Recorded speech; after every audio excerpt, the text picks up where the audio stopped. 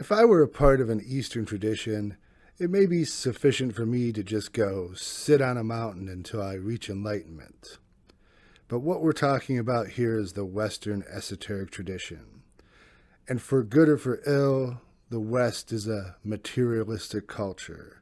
And so you're going to need some tools to do the job.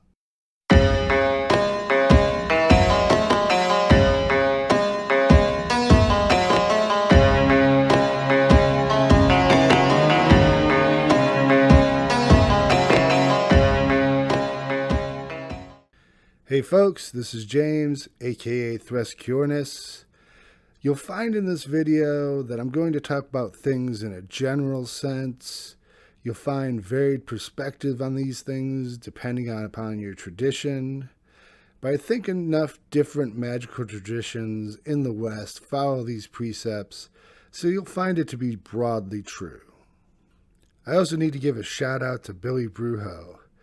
Billy ran a YouTube channel some years ago and has since exited the stage along with his work. Some of these perspectives comes from Billy's wonderful video on magical tools, which is sadly no longer accessible. Most Western traditions use a minimum of 4 tools that are pretty much the same from tradition to tradition. The first being a knife or a sword. Many systems instruct a novice to make a knife first, probably because it will be a useful tool in creating all the other instruments of the art. The knife is associated with the element of air. The second, lesser-known tool is the Pentacle. A pentacle is a flat surface inscribed with symbols of significance to the magus. Depending upon the tradition and their purpose, pentacles can be created from a wide variety of materials, from paper to cloth, to wood and various metals. In a general sense, the pentacle represents the foundation of the user's practice and is associated with the element of earth. Third, the wand, or rod or staff in some traditions, represents the element of fire and is a symbol of a magician's will. Wands come in a variety of sturdy materials, wood, metal, and even glass. For many, the wand acts as a conductor and manifests energies. Last, the cup represents the element of water. The cup is used for sacraments, and it can also be a divination tool by gazing in a cup full of liquid. The cup also represents the womb and the generation of life. So why these particular tools? If our friend Billy Brujo was on the right track, it's because of the simple nature of these tools and their general usefulness. Any prehistoric person who first showed these tools to their tribe would rightfully be considered a magician.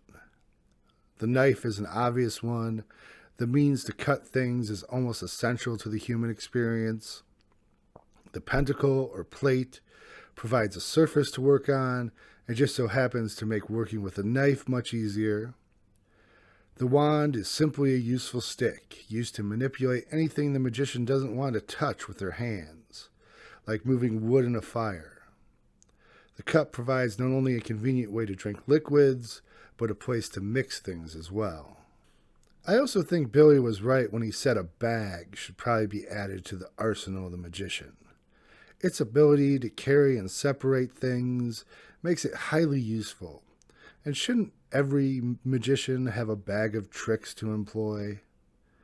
For modern magicians, I would add the journal as a magical tool, as recording your work is vital to a magician's progress.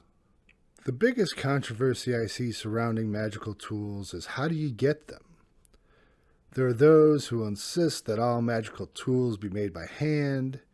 If you have the skills to do so, by all means, make as many of the magical tools as you feel comfortable. But it is by no means a necessity.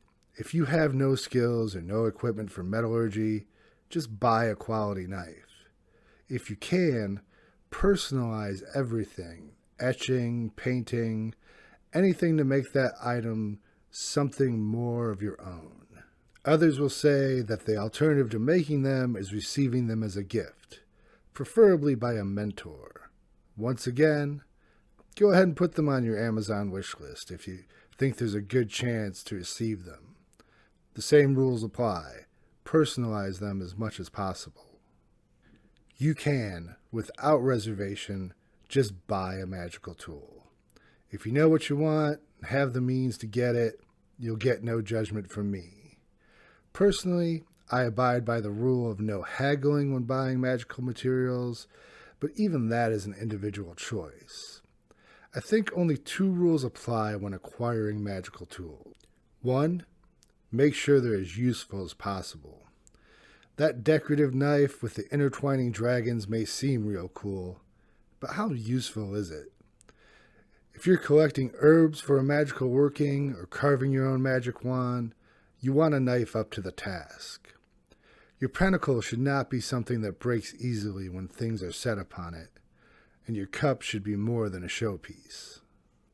The second rule that you should always follow: all tools should be consecrated. Any established tradition will have a method to bless objects. A simple prayer or statement of intent works in a pinch. Having a substance that bestows blessing can be very useful in this regard. Here we're talking about holy water and holy oils, which, by the way, it may be a good idea to make some holy water before you begin the hunt for your magical tools. Because in the end, magic comes from what is special or sacred, and not part of the mundane. Just using a magical tool for something makes it a magical act. It's building a magical practice from the ground up. From an emergent magic perspective, using a tool that is made special alters consciousness. It separates the moment from your mundane life. It adds another layer that builds and maintains altered states of consciousness. Your tools are a part of your citadel of emergent magic. Of course, there are loads of other tools that are used in magic. Robes, cards, bells, incense, braziers, candles, and the list goes on and on. If you can, treat these the same as your foundational magical tools. Consecrate them and use them only for magical purposes. And this can include plastic bowls and spoons you buy from the dollar store to make potions and powders and other preparations. Of course, I bless and consecrate those paranormal investigative tools that we talked about in the episode on the paranormal and the occult. My spirit boxes, EMF meter, and REM pod have all gone through the process. Be mindful of other elements that are often included in your practice. If cannabis is a part of your magic, then having a sacred bowl to smoke from before ritual is a good idea. Many psychiatrists agree that incorporating ritual into the consumption of psychedelics helps ensure beneficial results. Sounds like a good job for your cup or your pentacle. Just remember, you're not in a race here. The best magical tools will come to you over time. Either that perfect design that you know you can make, or spotting just the right cup in a shop. Don't feel compelled to get them all at once. And absolutely do not fall into the trap of believing that you have to have them all first before you do magic. As I've said many times before, all our prehistoric ancestors needed to summon spirits was a stick, a fire, and a handful of mushrooms.